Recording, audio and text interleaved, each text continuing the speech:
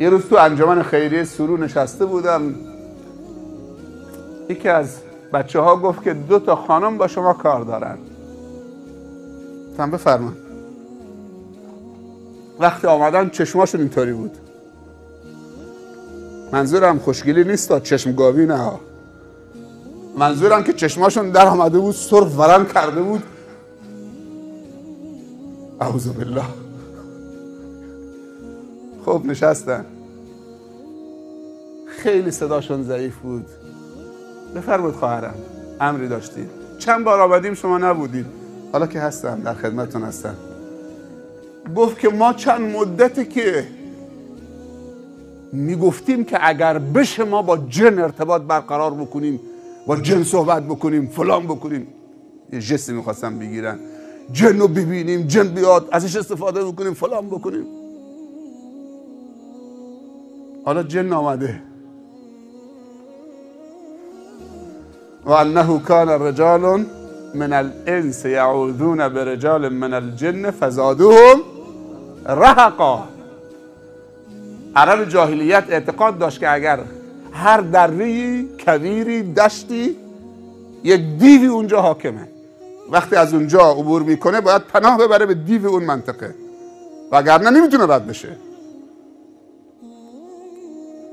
تو سوره جن خداوند میفرماید و انه کان رجال، مردانی بودن از انس، از انسان، که وقتی از دری، از صحرای رد میشدن، از دشتی، پناه میبردن از ترس به دیو اون منطقه. فزادوهم رهقا.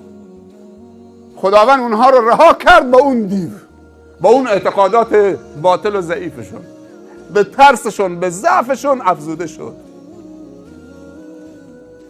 خدا نکنه که خدا پشتت خالی بکنه.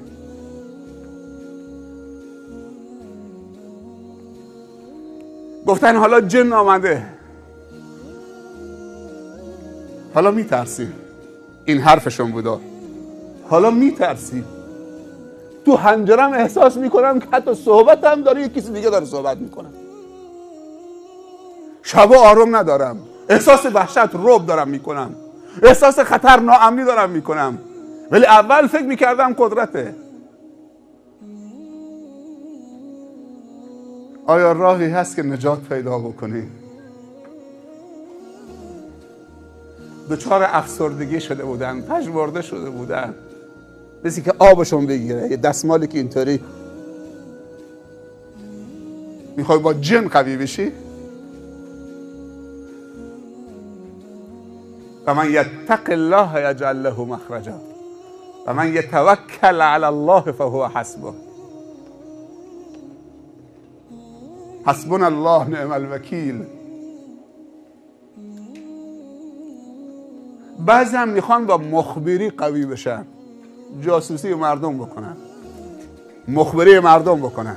دلش خوشه، قدرته. کسی که خدا داره نمیخواد با خدا تقویت بشه، میخواد با یه مخبری تقویت بشه. فاتحه خودش و مخبرش خونده شده.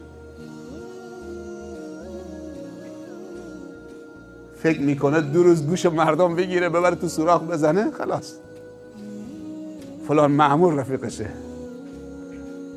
کاری بکنیم که بگن جبرائیل یک طرفشه، میکائیل یک طرفشه.